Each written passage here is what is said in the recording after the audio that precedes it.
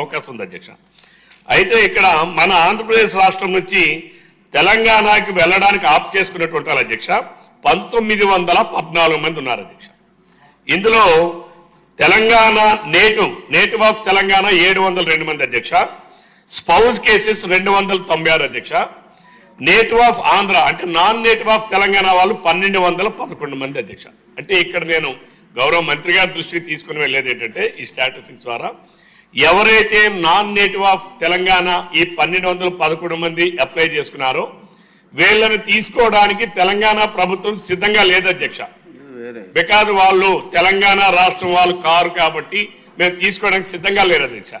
నేను గౌరవ మంత్రి గారికి నా రిక్వెస్ట్ అంటే, ఎందుకంటే నా నియోజకవర్గంలో ఉన్న వాళ్ళు 45 మంది ఉపాధ్యాయులు కావచ్చు, పోలీస్ డిపార్ట్మెంట్ కావచ్చు, ఒక నా నియోజకవర్గంలోనే 45 మంది వరకు ఉన్నారు అధ్యక్ష.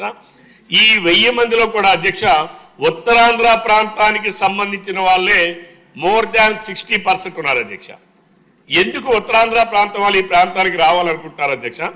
ఉత్తరాంధ్రలో ఉన్నటువంటి 26 వెనుకబడిన తరగతుల కులాలు ఏవైతే ఉన్నాయో ఆ కులాలని తెలంగాణ రాష్ట్రం ఏర్పడిన తర్వాత ఆ కులాలన్నీ కూడా ఇక్కడ ఓసీలుగా ఓపెన్ కేటగిరీగా మార్చేశారు అధ్యక్ష. రిజర్వేషన్ అవకాశాలు లేవు అధ్యక్ష. దానివల్ల వాళ్ళందరూ రిజర్వేషన్లు కోల్పోతున్నాం ఇక్కడ అనేటటువంటిది, మా పిల్లలకి భవిష్యత్తు లేకుండా ఉంటున్నాం అనేటువంటి పరిస్థితులు అధ్యక్ష. వాళ్ళందరూ ఎక్కువ మంది ఇక్కడికి మన ఆంధ్ర ప్రాంతానికి ఆంధ్రప్రదేశ్ రాష్ట్రానికి రావడానికి ఆప్ చేసుకున్నారు. ప్రభుత్వం హ్యుమానిటీతో నా రిక్వెస్ట్ అండ్ సూచన ఏంటంటే నాన్ నేటివ్ ఆఫ్ తెలంగాణ వాళ్ళని కాకుండా రెస్ట్రిక్ట్ అవ్వండి సార్. సూచన కాకుండా మీకు తెలిసిందంతా చెప్తున్నారు.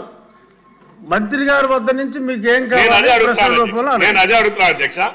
నాన్ నేటివ్ ఆఫ్ తెలంగాణ వాళ్ళని మీరు పంపించకుండా, ఎందుకంటే గతంలో 3 సార్లు కూడా ఓన్లీ నేటివ్ ఆఫ్ తెలంగాణ వాళ్ళు మాత్రమే వాళ్ళు తీసుకున్నారు కాబట్టి నాన్ నేటివ్ ఆఫ్ తెలంగాణ వాళ్ళ ఆప్షన్స్ మీరు పంపించకుండా native of Telangana and spouse cases, mutual cases మీరు పంపిస్తే సేమ్ ఇక్కడ నుంచి ఒక 1000 మంది వెళ్తే అధ్యక్ష అక్కడి నుంచి కూడా రావడానికి 1000 మందికి అవకాశం ఉంటుంది అధ్యక్ష.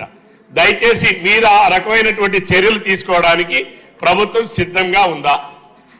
This is my straight question అధ్యక్ష.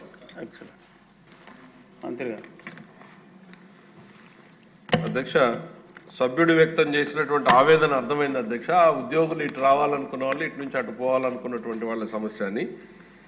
కాకపోతే సభ్యులు కేవలం ఉత్తరాంధ్రలో ఆందోళన వ్యక్తం చేస్తున్న సభ్యుల గురించి ఆలోచిస్తారు. ప్రభుత్వం విస్తృతంగా తమకు వచ్చినటువంటి అభ్యర్థనలు అన్నింటినీ కూడా